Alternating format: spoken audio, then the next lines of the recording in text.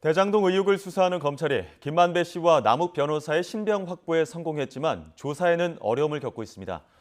이런 가운데 부당한 사퇴 압력이 있었다고 주장하는 황무성 성남도시개발공사 초대 사장에게 이재명 민주당 대선 후보의 측근 정진상 부실장이 항의성 문자를 보낸 사실이 확인됐습니다.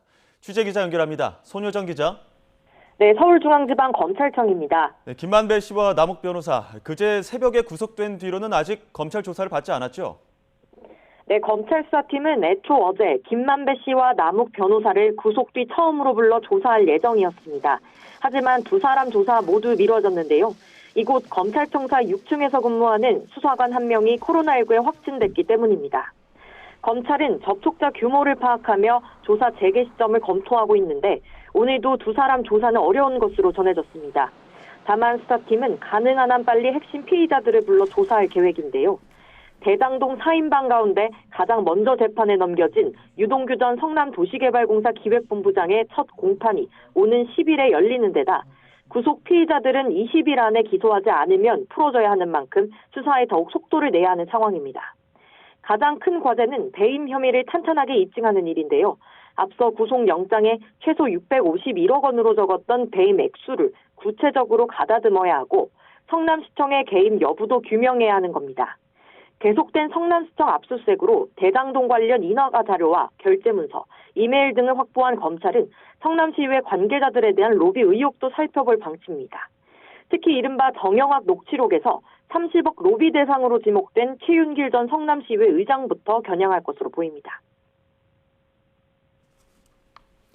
네, 검찰이 들여다보는 또 다른 의혹들은 어떤 것들이 있습니까? 네, 검찰은 대장동 개발 특혜 의혹과 함께 황무성 성남도시개발공사 초대 사장의 사퇴 외압 논란도 수사하고 있습니다.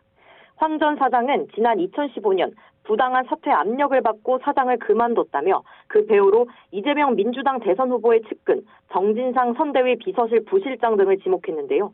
당시 유한기전공사 개발사업본부장이 황 전 사장에게 사직서를 내라고 종용하는 대화 녹취록이 공개됐는데 여기서도 정 부실장 이름이 등장합니다. 그런데 이 녹취록이 공개된 다음 날 정 부실장이 황 전 사장에게 문자 한 통을 보낸 것으로 확인됐는데요. 정 부실장은 성남시에 계실 때 사장님을 잘 모셨는데 무슨 억하심정으로 저한테 이러시느냐며 항의한 것으로 전해졌습니다.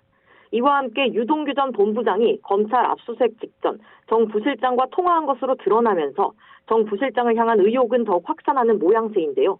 정 부실장 조사가 불가피하다는 관측이 나옵니다. 검찰은 이른바 50억 클럽과 관련한 정관계 로비 의혹 등에 대해서도 본격적으로 들여다볼 것으로 전망됩니다. 곽상도 의원 아들이 화천대유로부터 퇴직금 등 명목으로 받은 50억 원의 성격을 규명하고 권순일 전 대법관의 재판거래 의혹 등을 밝혀내야 하는 숙제도 남아 있습니다. 지금까지 서울중앙지검에서 전해드렸습니다.